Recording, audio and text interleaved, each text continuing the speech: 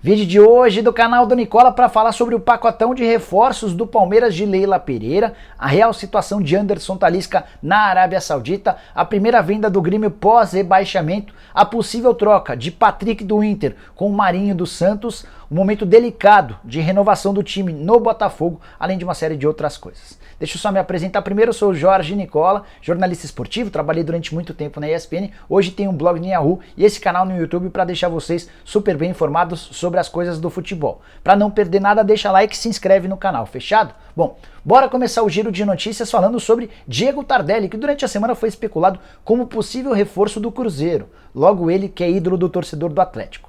Cheguei a contar para vocês que conversei com o Alexandre Matos, o novo diretor de futebol do Cruzeiro, e ele descartou a contratação do Tardelli. Mas se ainda existia alguma dúvida, essa dúvida foi desfeita nesse domingo, é que o Tardelli apareceu no Mineirão para assistir a partida do Galo contra o Atlético Paranaense, a primeira final da Copa do Brasil, deixando bem claro sua relação com o clube, não vai jogar no rival e ponto final. Ah, só uma coisa importante por falar em Atlético Mineiro e Atlético Paranaense, a gente vai estar ao vivo a partir das 8 da noite com a live do Nicola. Convido a todos vocês para repercutirem o jogo, mas também para falarem sobre mercado, transferências, para tirar todas as dúvidas que vocês tiverem. Tem também sorteio nesse domingo, hein? Aquele sorteio por conta dos inscritos do canal de cortes do Nicola. Falando em canal de cortes do Nicola, vou deixar na descrição do vídeo o link. Se você ainda não se inscreveu lá no canal de cortes, faça isso agora mesmo para ter chance de ganhar essa camisa. Seguindo por aqui, quero contar sobre a situação do Botafogo. Campeão brasileiro da Série B, elenco valorizado e dificuldade na prorrogação do contrato dessa galera. O primeiro grande problema do Botafogo diz respeito ao treinador, o Anderson Moreira, que assumiu no momento de baixa, transformou o Botafogo no time campeão da segunda divisão e nesse momento diz que só vai renovar o contrato se tiver a garantia de bons reforços. O Botafogo não tem conseguido dar essa garantia e a renovação de contrato está estagnada. Por falar em saídas, já é certo que o Rafael Navarro não fica, o Botafogo tenta estender o contrato dele desde o mês de abril, o vínculo termina agora no dia 31 de dezembro e a tendência é que o Navarro vá jogar no exterior, já recusou uma proposta do Minnesota United e nesse momento tem uma oferta vinda da Rússia.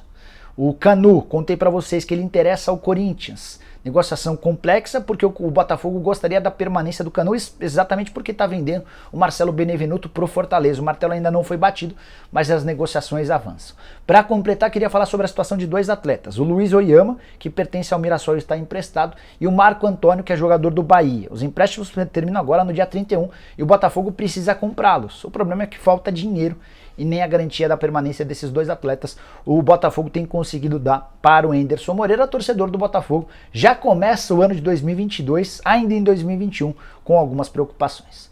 Bora falar agora sobre Jorge Jesus e a possibilidade de o JJ ir parar no Arsenal da Inglaterra. Vamos explicar direitinho essa história. É certo que o Arteta não fica no Arsenal para a próxima temporada. Técnico extremamente contestado pelo torcedor e até por alguns jogadores do próprio Arsenal. O Gabriel, ex-jogador do Ituano, brasileiro, é um dos que vem reclamando da condição do trabalho do Arteta. E em meio à possibilidade da saída do Arteta, o Torcedores.com, site brasileiro, contou que o Jorge Jesus é o primeiro alvo. Seria um desejo do Edu Gaspar, que é gerente de futebol do Corinthians, também passou pela seleção brasileira e é quem cuida do departamento de futebol do Arsenal. Importante, nem a imprensa inglesa nem a imprensa portuguesa tratam sobre esse assunto. Então a gente precisa aguardar cenas dos próximos capítulos para entender se de fato o JJ estaria na mira do Arsenal. Jorge Jesus, que nunca escondeu o sonho, o desejo de trabalhar numa das grandes ligas do futebol mundial, até hoje ele só esteve em Portugal, seu país, no Brasil e na Arábia Saudita. E você, o que você acha do JJ trabalhando no Arsenal? Você acha que cairia bem? Jorge Jesus, que inclusive já foi especulado no Flamengo e também na seleção brasileira. O Flamengo tentou contratá-lo, mas soube que o JJ não pediria demissão, até porque existe uma multa rescisória. Então o Flamengo tem duas oportunidades ou duas opções para ficar com o JJ. Espera até a metade do ano, quando ele deixa o Benfica, ou parte por um outro caminho e abre mão do treinador português. Bora falar agora sobre a possibilidade da troca entre Patrick e Marinho. Patrick do Internacional, Marinho, jogador que pertence ao Santos. Essa informação foi trazida pelo site Vozes do Gigante, que cobre o dia a dia do Internacional. Patrick não deve ficar no Inter para a próxima temporada. Houve um desgaste, a relação dele com a diretoria, com torcedores, e o Inter vê o Patrick como uma boa moeda de troca. Foi nesse contexto que surgiu o nome do Marinho, jogador bastante interessante na visão dos dirigentes do Inter e que já esteve no clube dos 17 aos 18 anos de idade. O grande ponto é convencer o Santos a liberar o Marinho. Conversei com o Andrés Rueda algumas vezes ao longo do ano e o presidente do Peixe afirmou que só o venderia por algo na casa dos 30 milhões de reais. A simples troca do Patrick pelo Marinho não indica que o Santos teria esses 30 milhões de reais. É bem verdade também que o contrato do Marinho termina em dezembro de 2022. E se não vendê-lo agora, o Santos vai correr enorme risco de perdê-lo em 12 meses. Então, até que ponto não seria mais importante vender agora para ter alguma valorização do que segurar o jogador? Também de acordo com o site Vozes, o Marcos Guilherme, que pertence ao Inter e já disputou o Campeonato Brasileiro por empréstimo no Santos, poderia ser envolvido também nessa negociação.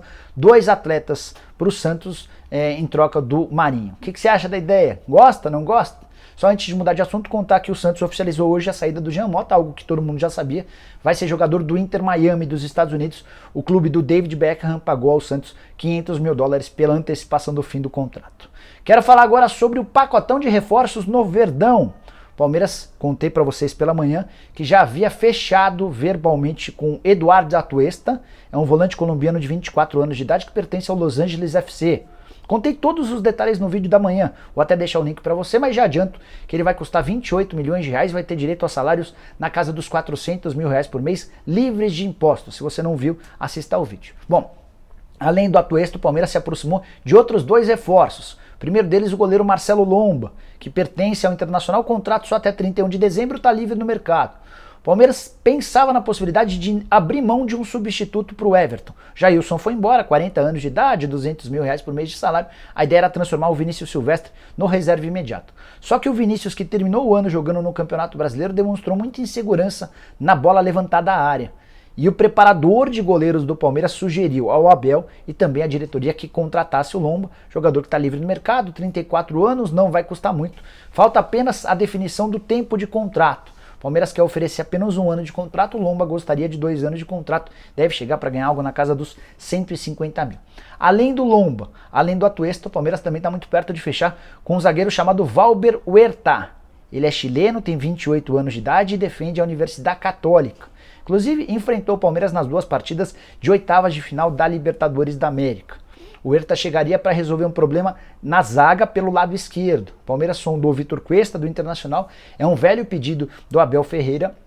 Não houve acordo com o Cuesta. As conversas com o Huerta e também com a Universidade estão bastante avançadas e, de acordo com o GL, deve ser oficializado como reforço nos próximos dias. Atleta que foi convocado 2 vezes para a seleção chilena ao longo do ano, não foi utilizado, ficou no banco de reservas nas 2 vezes. Só uma coisa importante, além de um aumento salarial, o Abel Ferreira exigiu, para permanecer no Palmeiras em 2022, a chegada de reforços. Então, com Atuesta, com o Huerta e também com o Marcelo Lomba, o técnico vai ganhando algumas opções para melhorar seu elenco. Vale lembrar também que o Felipe Melo e o Jailson já saíram, então você tem 3 chegando para 2 saídas, você tem um saldo positivo de apenas 1 e a gente vai tentando deixar você bem informado sobre esse pacotão, beleza? Bom, bora falar sobre Wanderson, lateral direito do Grêmio, que tem tudo para se transformar no primeiro atleta vendido pós-rebaixamento. O Brentford da Inglaterra ofereceu 11 milhões de euros à vista e mais 1 milhão de euros atrelados ao desempenho do jogador para que o negócio seja batido, o martelo seja batido. 76 milhões de reais, o Grêmio quer fazer negócio, mas pediu 13 milhões de euros, que seria por todas essas condições, para o pagamento à vista e também para os bônus estipulados ou atrelados à performance dele. Grêmio que tem 70% dos direitos econômicos do lateral, esse lateral é muito bom jogador.